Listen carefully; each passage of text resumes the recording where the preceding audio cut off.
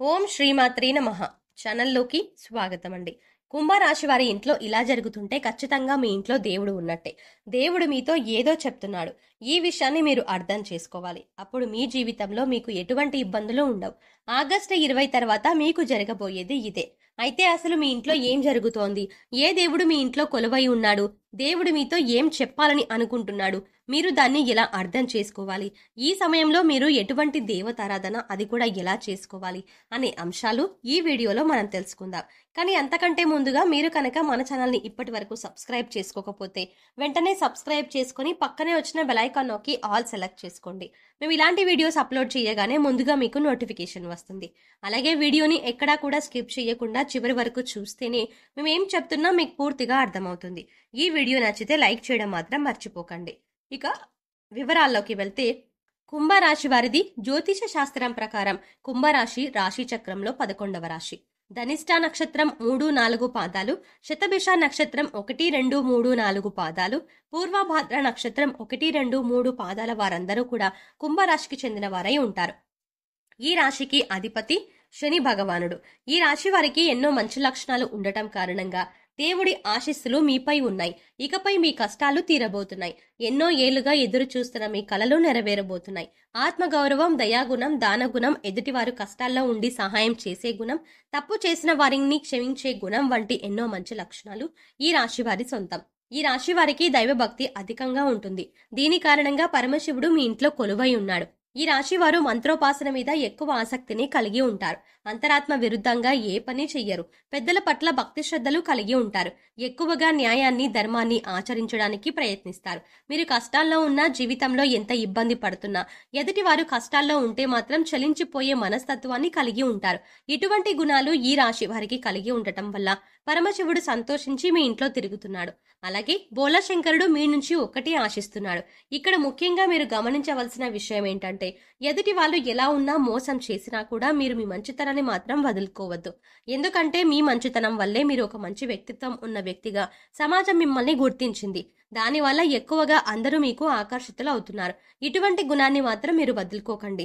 మంచితనాన్ని కలిగి ఉండటం వల్ల భగవంతుడు మీకు అండగా ఉంటారు. భగవంతుడి అండతో మీ ఎదుటి వాళ్ళకి మీరు దెబ్బకు దెబ్బ తీసే సమయం వస్తుంది.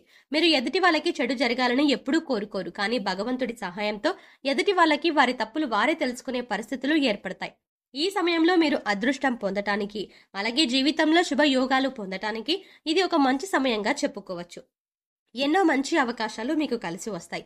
ఎందుకంటే ఆ పరమశివుడు మీ ఇంట్లో ఉన్నాడు. మీ నుంచి ఒక్కటే అడుగుతున్నాడు. అయితే ఆ దేవుడిని మీరు సంతృప్తి పరిచినట్లయితే మీకు జీవితంలో తిరుగనేది ఉండదు. ముఖ్యంగా మీలో ఉన్నటువంటి అనేక మంచి లక్షణాల కారణంగా, అలాగే మీరు చెయ్యబోతున్న మంచి పనుల కారణంగా ముల్లోకాలని ఏలే పరమశివుడు మీ ఇంటికి వచ్చాడు. ఇలా దేవుడు మీ ఇంట్లో ఉండటం కారణంగా ఆ పరమశివుని అనుగ్రహం మీపై పరిపూర్ణంగా ఉంది. అయితే దేవుడిని సంతృప్తి పరిచినట్లయితే కనుక మీరు చేసే ప్రతి పనిలో కూడా విజయాన్ని పొందుతారు. ఇకపై మీకు జీవితంలో తిరుగుండదు. గతంలో మీరు నష్టపోయిన ధనం మళ్ళీ తిరిగి పొందుతారు. ధనం మాత్రమే కాదు, ఇక ఏ ఇతర అంశాలలో అయినా మీరు గనక నష్టపోయినట్లయితే వాటన్నింటిలో తిరిగి మీరే విజయాన్ని పొందుతారు. అలాగే గతంలో ఆగిపోయిన పనులన్నీ కూడా ఈ సమయంలో ఆ పరమశివుడి ఆశీస్సులతో విజయవంతంగా పూర్తి చేయగలుగుతారు. ముఖ్యంగా ఈ రాశి వారి జాతకం ప్రకారం మీరు ఏ పనిలో అయినా విజయం పొందాలి అంటే జ్యోతిష శాస్త్రం ప్రకారం చూసుకున్నట్లయితే ఆ పరమశివుడి అనుగ్రహం మీపై ఖచ్చితంగా ఉండాలి. అందుకోసం ఆ భగవంతుడు కోరుకున్నటువంటి పూజ మీరు మీ చేతులతో స్వయంగా చెయ్యాలి. అభిషేక ప్రియ శివ అంటారు. అందుకోసం ఆ పరమశివుడికి ప్రదోష కాలంలో అంటే సూర్యాస్తమయం అయిన తర్వాత ఒక బిల్వపత్రాన్ని సమర్పించి పంచామృతాలతో అభిషేకం చెయ్యండి. కుదరకపోతే నీళ్లతో అభిషేకం చెయ్యండి. మృత్యుంజయ మంత్రాన్ని జపిస్తూ అభిషేకం నిర్వహించడం వల్ల పరమశివుడు సంతోషిస్తారు. మీ ఇంట్లో ఉన్న దేవుడు సంతోషించి మీపై వరాల జల్లులు కురిపిస్తారు. ఇందుకోసం మీకు ఎక్కువగా డబ్బు కూడా ఖర్చు కాదు. కానీ పరమశివుడి అనుగ్రహం మాత్రం పరిపూర్ణంగా పొందుతారు. ఇలా అభిషేకం చేయడం వల్ల మీ జీవితంలో మీరు కోరిన కోరికలన్నీ త్వరగా నెరవేరుతాయి. పరమశివుడు అడుగుతున్నటువంటి అభిషేకాన్ని అర్థం చేసుకొని నిర్వహించినట్లయితే గనక మీ జీవితంలో అద్భుతాలను చూస్తారు. మీకు వీలైతే ప్రతిరోజు చిన్న శివలింగాన్ని ప్లేట్లో పెట్టుకొని మృత్యుంజయ మహామంత్రాన్ని జపిస్తూ అభిషేకం చేసిన జీవితంలో అత్యున్నతమైన స్థాయికి చేరుకుంటారు. ఇలా ఇంట్లో శివలింగం లేదు, మాకు వీలు కాదు అనుకునేవారు గుడికి వెళ్లి అభిషేకాన్ని చేయించుకోవచ్చు. ముఖ్యంగా సోమవారం రోజున ఈ రాశి వారు పరమశివుడికి ఈ విధంగా అభిషేకం చేయించినట్లయితే జీవితంలో అభివృద్ధి పొందుతారు. అలాగే అనేక రకాల శుభ ఫలితాలను కూడా పొందుతారు. అంతేకాదు ఆగస్టు 20 తర్వాత ఆర్థికంగా కూడా మీరు గణనీయమైన పురోగతిని సాధిస్తారు. అలాగే మీరు ఊహించని అనేక రకాల అవకాశాలు మీకు కలిసి వస్తాయి. అంతకు ముందు ఎన్నో మంచి అవకాశాలు వచ్చి చేజారిపోయినవి అన్నీ కూడా ఈ సమయంలో మీరు చాలా సులువుగా మళ్ళీ పొందగలుగుతారు. ఆర్థిక పురోగతి ఉంటుంది, ధనలాభం కలుగుతుంది. ఈ రాశి వారికి ఇకపై ఆదాయ మార్గాలు పెరిగే అవకాశాలు ఎక్కువ అవుతాయి. ఆరోగ్యపరమైన అంటే ఆర్థికపరమైన అంశాలు మాత్రమే కాకుండా వ్యాపారస్తులు కూడా ముందెన్నడూ చూడని పురోగతిని చూస్తారు. వ్యాపార విస్తరణ చేయాలి అనుకునే వారికి ఇది అనుకూలమైన సమయం. నూతన వ్యాపారాన్ని ప్రారంభించగలుగుతారు. అలాగే భాగస్వామ్య వ్యాపారం చేసే వారికి భాగస్వాముల పూర్తి మద్దతు లభిస్తుంది. ఉద్యోగస్తులకు అనుకూలమైన సమయం. మీ కోరిక నెరవేరుతుంది. అనారోగ్య సమస్యలతో బాధపడే వారికి కూడా ఈ సమయంలో ఆరోగ్యవంతులు అవుతారు.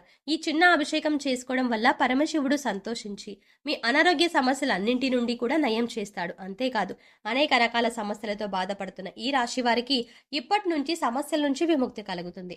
అనారోగ్య సమస్యలతో బాధపడుతూ చికిత్స కోసం డబ్బు దొరకట్లేదు అనుకునే వారికి ఈ సమయంలో చికిత్స కోసం మీ చేతికి డబ్బు అందుతుంది.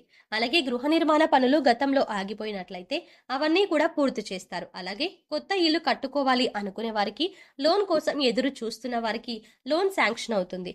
ఈ ఒక్క చిన్న అభిషేకం నిర్వహించడం వల్ల ఈ రాశి వారు అనేక రకాల ప్రయోజనాలని పొందుతారు.